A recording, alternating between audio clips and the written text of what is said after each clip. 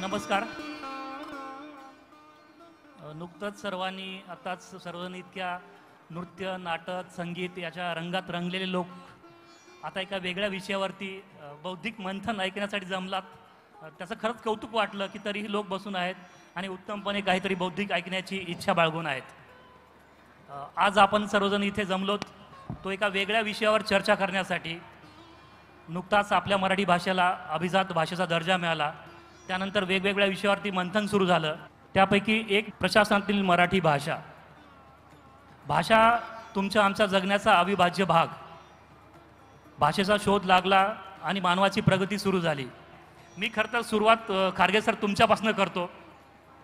बऱ्याचदा असं होतं की सतत तुम्ही इतके दिवस प्रशासनात काम करता, तर तुमचे आजवरचे अनुभव काय आहेत प्रशासकीय भाषेच्या अनुषंगाने? धन्यवाद किरण. सर्वांना नमस्कार. आणि सर्वप्रथम विषयाला हात घालण्याच्या अगोदर मी मराठी भाषा विभागाचं मनापासून या ठिकाणी अभिनंदन करतो की इतक्या भव्य रीतीने हा विश्व मराठी संमेलनाचा हा तिसरा अध्याय जो आहे हा आपण या ठिकाणी होत आहोत. मराठी भाषा विभागाचे मंत्री महोदय आहेत आणि बाकी सर्व अधिकारी या सर्वांचं अभिनंदन करतो. आणि खरं तर शासकीय अधिकाऱ्यांच्या एखाद्या चर्चासत्राला उपस्थिती फार कमी असते, कारण शासकीय अधिकारी काय बोलणार, रटाळवाणं बोलणार, क्लिष्ट बोलणार अशीच समजूत असते. परंतु एवढ्या मोठ्या संख्येने आपण उपस्थित आहात त्याबद्दल आपलेही मी आभार मानतो. आणि तिसरं जे आहे की जे परदेशी आपले मराठी बांधव जे आहेत मोठ्या संख्येने या ठिकाणी आलेले आहेत. वेगवेगळ्या देशातून, सातासमुद्रापलीकडून या मराठी भाषेच्या आस्थेपोटी मराठी भाषा जिवंत ठेवण्याचं परदेशामध्ये ज्यांनी काम केलेलं आहे असे सर्व आमचे बांधव, बंधू भगिनी या ठिकाणी आलेले आहेत. त्यांचंही मी मनापासून या ठिकाणी अभिनंदन करतो. आजचा विषय आपला जो आहे की मराठीतील प्रशासनातील मराठी भाषा.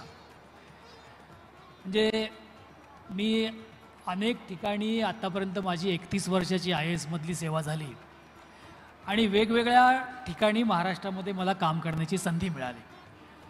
म्हणजे ब्रह्मपुरीला चंद्रपूर जिल्ह्यामध्ये होतो मी, नागपूरला होतो, यवतमाळला होतो, औरंगाबाद संभाजीनगरला होतो, पुण्याला होतो, नंतर मुंबईला आहे.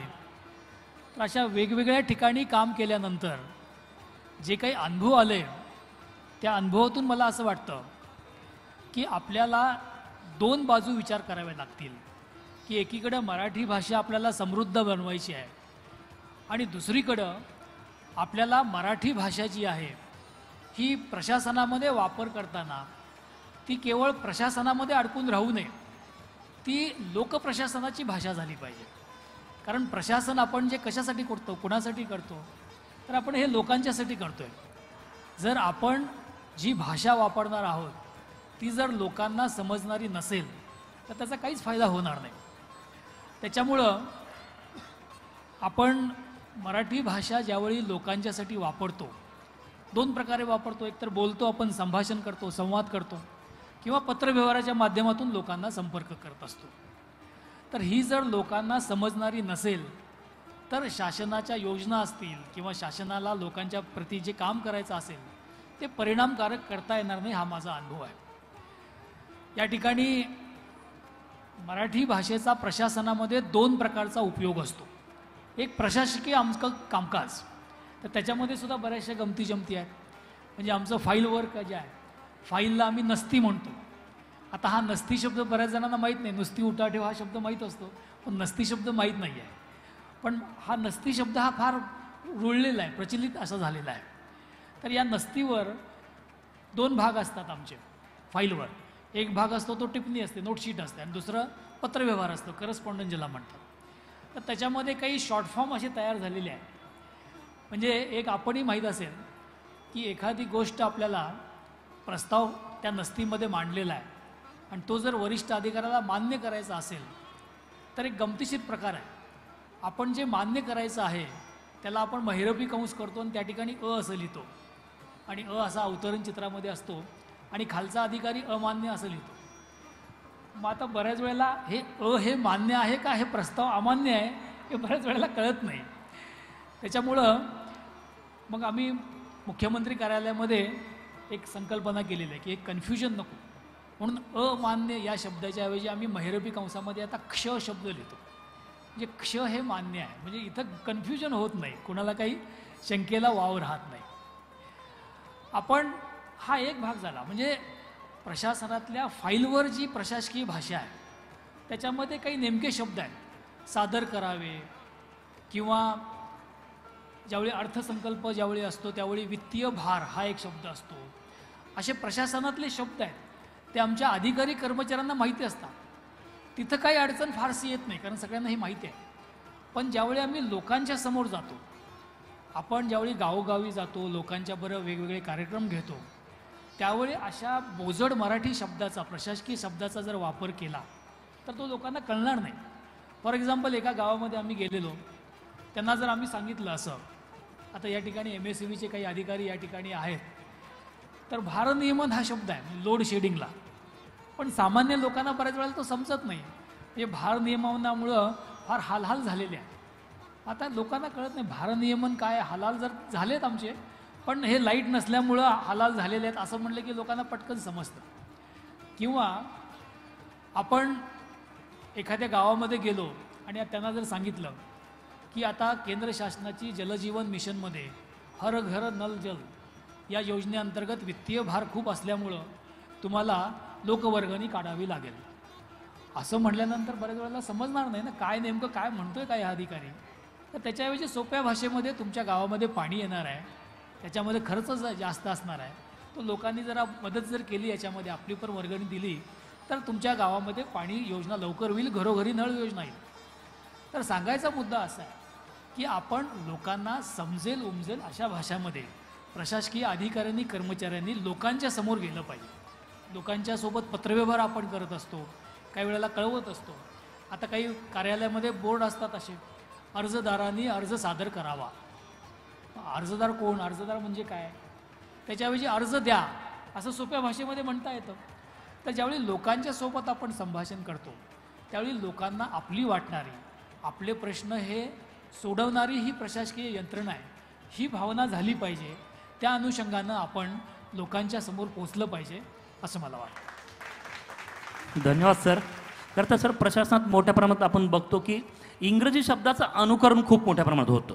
म्हणजे तो शब्द इंग्रजीतनं मराठीत घेतला जातो आणि त्याचाच तो प्रभाव राहतो, त्यामुळे तो सामान्य माणसाची परत त्याची नाळ जुळताना त्रास होतो.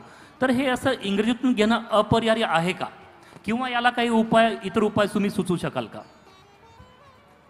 नाही, हा फार महत्त्वाचा असा प्रश्न आहे. खरं तर इंग्रजी म्हणण्यापेक्षा इतर भाषेतील जे शब्द जे आहेत हे जसेच्या तसे मराठीमध्ये घ्यायची आवश्यकता आहे काय, तर याचं उत्तर नाही असंच आहे. जर आपण छत्रपती शिवाजी महाराजांचा जर आपण कालावधी लक्षात घेतला तर छत्रपती शिवाजी महाराजांच्या अगोदरच्या काळामध्ये प्रशासनामध्ये फारसी शब्दांचा जास्त भर असायचा. तर आपले छत्रपती शिवाजी महाराज यांनी पहिल्यांदा असा प्रयत्न केला आणि ज्याचा वारसा आपण आज चालवत आहोत की फारसी शब्दाच्या ऐवजी मराठी शब्द आणायचे, आपले स्थानिक शब्द आणायचे आणि प्रशासनामध्ये वापर सुरू करायचा. त्यासाठी त्यांनी खास एका आपल्या मंत्र्यांच्या करवी त्याची कारवाई सुरू केली. तसंच क्रेडिट जे आहे स्वातंत्र्यवीर सावरकरांना जातं. म्हणजे अनेक पर्यायी शब्द जे इतर भाषेतले आहेत, इंग्रजीमधले आहेत, इतर भाषेतले आहेत, त्यांना अतिशय सुंदर असे मराठी शब्द त्यांनी शोधून काढलेले आहेत. आता काही शब्द आपल्याला कदाचित माहिती पण नसतील. पूर्वी डेट, तारीख हा शब्द असायचा. तर आता मराठीमध्ये दिनांक हा शब्द आता इतका रुळलेला आहे, पण बऱ्याच जणांना माहिती नसेल की दिनांक हा शब्द स्वातंत्र्यवीर सावरकरांनी आणलेला आहे.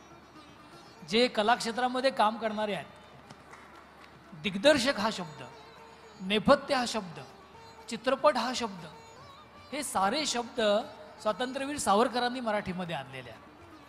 क्रीडांगण हा शब्द, ग्राउंडला किंवा रेडिओला नभोवाणी हा शब्द, प्राध्यापक हा शब्द, ट्रस्टीला विश्वस्त हा शब्द, नगरपालिका महापालिका हे शब्द हे स्वातंत्र्यवीर सावरकरांनी मराठीमध्ये आणलेले आहेत.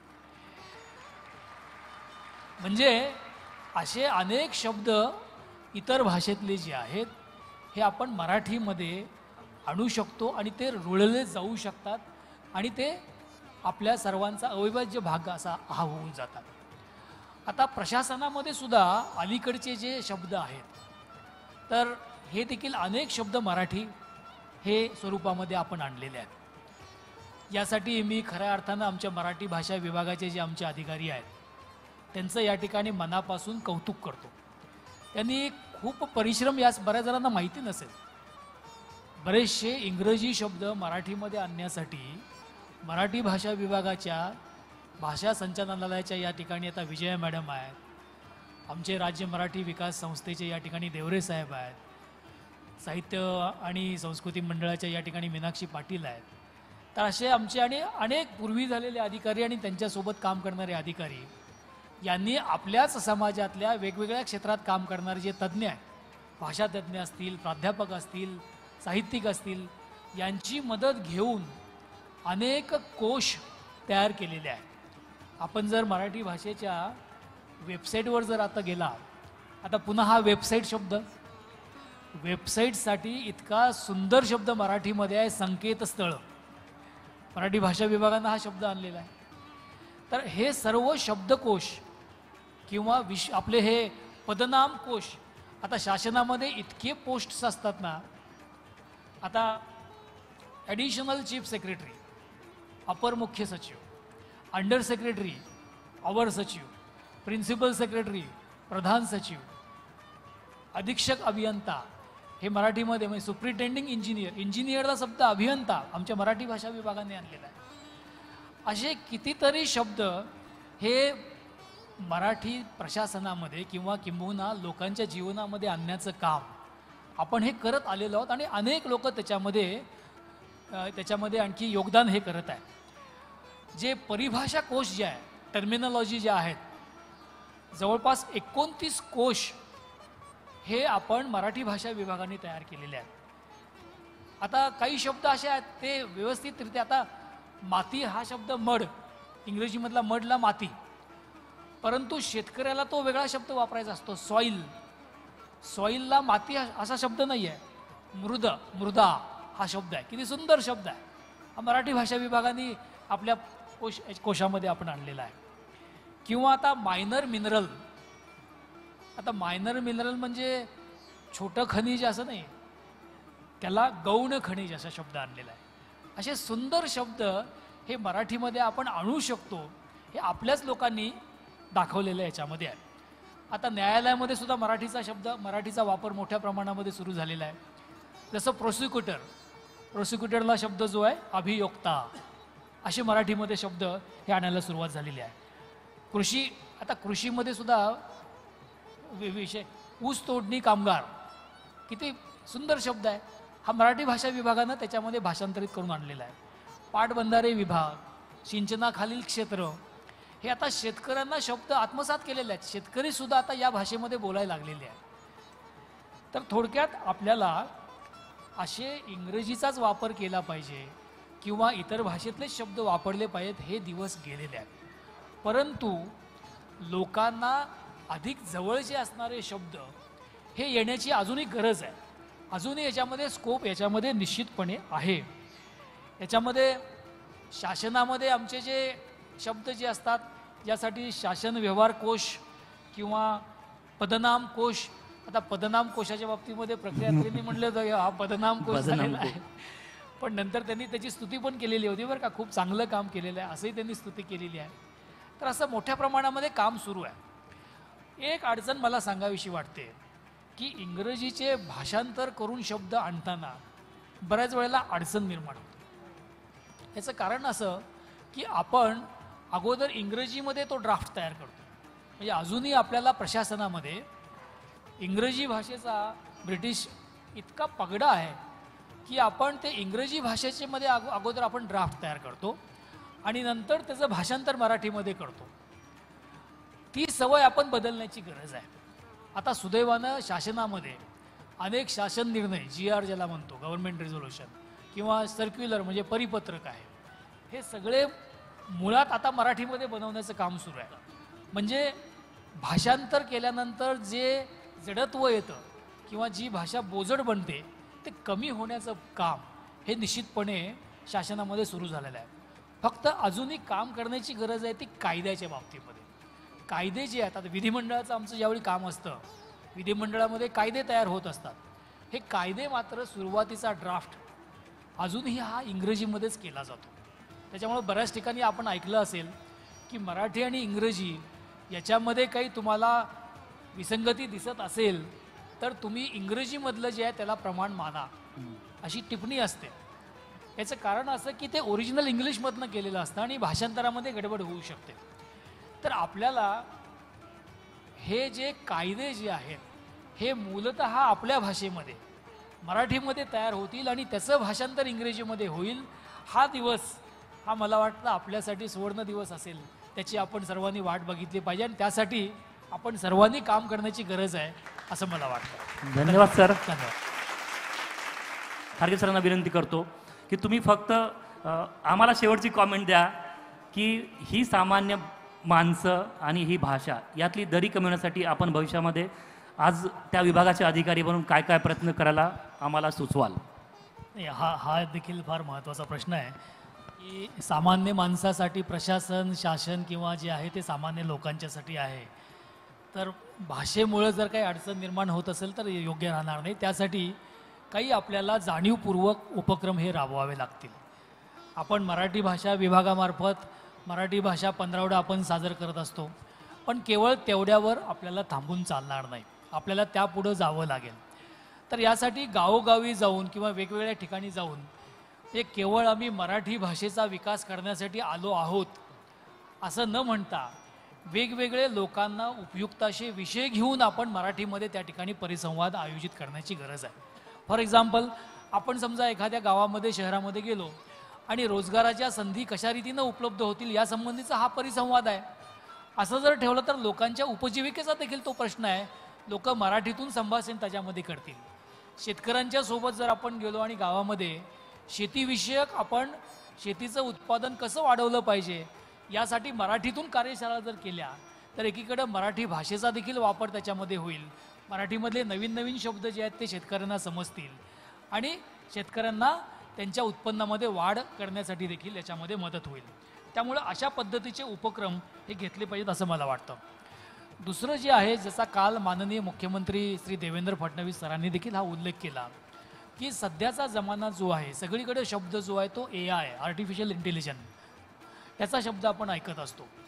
तर या तंत्रज्ञानाचा देखील वापर आपल्याला लोकांच्या मधली आणि शासनाच्या या प्रशासकीय भाषेमधली जी न समजण्याची दरी जी आहे ती दूर करण्यासाठी हा उपयोग निश्चितपणे होऊ शकेल. यासाठी काल माननीय मुख्यमंत्र्यांनी जो भाषणामध्ये उल्लेख केला आणि मराठी भाषा विभागाला त्यांनी आवाहन केलेलं आहे की तुम्ही AIचा उपयोग करून स्मॉल लँग्वेज मॉडेल हे आपण तयार करा. म्हणजे आता वेबसाईटवरून माहिती डाउनलोड करा हे पण दिवस गेलेले आहेत. आता ChatGPT आलेलं आहे किंवा आता DeepSeekसुद्धा आलेलं आहे. तर याच्यामध्ये आपण एखाद्या साहित्यिकाचं नाव टाकलं तर त्याची साहित्य निर्मिती काय आहे, साहित्यामध्ये काय काय, हे सगळं सिनॉप्सिस छोट्या स्वरूपामध्ये आपल्याला येऊ शकतं. त्याच्यामुळं मराठी भाषेमध्ये देखील अशा पद्धतीचा आर्टिफिशियल इंटेलिजन्सचा वापर करून, कृत्रिम बुद्धिमत्तेचा वापर करून आपण याचा वापर करण्याची गरज आहे, जेणेकरून आपल्याला याच्यामध्ये दरी दूर होऊ शकेल. शेवटचा मुद्दा मला असा सांगावा असं वाटतो की आपलं बरंचसं ज्ञान हे पुस्तकामध्ये अडकलेलं आहे. हे लोकांच्यापर्यंत पोहोचण्यासाठी वेगवेगळ्या पद्धतीनं आपल्याला लोकांच्याकडे जावं लागेल. परिसंवाद आहे, या पद्धतीच्या या जागतिक आपली विश्व मराठी संमेलन आहे, या पुढे जाऊन जसं आपण सांस्कृतिक विभागामार्फत प्रत्येक जिल्ह्याचे आपण गॅझेटियर तयार केलेले आहेत, दर्शनिका तयार केलेल्या आहेत. त्या दर्शनिकेमध्ये इतकी चांगली माहिती आहे प्रत्येक जिल्ह्याबद्दल, परंतु लोकांना अजून त्याची माहिती नाही. तर त्यासाठी मी असं सजेस्ट केलेलं आहे की आपण विद्यार्थ्यांच्यासाठी काही आपण प्रश्नमंजुषा, क्विज कॉम्पिटिशन आपण याच्यामध्ये घेऊ. ठराविक टॉपिक तुम्ही वाचा, त्याच्यावर ह्या स्पर्धा परीक्षा आपण याच्यामध्ये घेऊ. अशा पद्धतीचे उपक्रम देखील आपण सर्वांनी राबवण्याची गरज आहे. शेवटी मी एवढंच सांगेन की मराठी भाषेचा उपयोग हा लोकांच्यासाठी जास्तीत जास्त का करायचा, लोकांचं त्याच्यामध्ये हित आहे. याशिवाय आपल्याला भारत आपण 1947ला आपण विकसित देश म्हणून आपण पाहत आहोत, 2047ला आपण विकसित देश म्हणून आपण पाहणार आहोत. महाराष्ट्राची $1 ट्रिलियन इकॉनॉमी जी आहे ती आपल्याला साध्य करायची आहे आणि महाराष्ट्र हा नेहमी आपल्या भारतामध्ये हा नेहमी आघाडीवर राहिलेला आहे. काही दिवसापूर्वी मी माननीय मुख्यमंत्र्यांच्या सोबत दावोसला जी वर्ल्ड इकॉनॉमिक फोरम जी होती त्या ठिकाणी मी जाऊन आलो आणि त्या ठिकाणी महाराष्ट्राबद्दल म्हणजे भारताबद्दल आणि महाराष्ट्राबद्दल सर्व जगाचा एवढा मोठा विश्वास आहे की त्यामुळं गुंतवणूक ही महाराष्ट्रामध्ये खूप मोठ्या प्रमाणामध्ये आपण ऐकलं असेल, वाचलं असेल की 15,71,000 कोटी एवढी गुंतवणुकीचे MOU झालेले आहेत. म्हणजे हे महाराष्ट्राबद्दल विश्वास साऱ्या जगाचा हा निर्माण झालेला आहे आणि या विश्वासामध्ये आपली भारतीय संस्कृती, महाराष्ट्रीय संस्कृती ही आपल्याला जपायची आहे, टिकवायची आहे, वाढवायची आहे. यासाठी आपल्याला मराठी भाषेचा जो आहे ही भाषा आपल्याला अधिक समृद्ध करायची आहे. यासाठी या ठिकाणी देशातून आपले मराठी बांधव देखील आलेले आहेत. तर आपण सर्वांनी एकत्ररित्यानं जर काम केलं तर ही जी दरी जी आपण प्रश्न विचारला ही दरी तर दूर होईलच.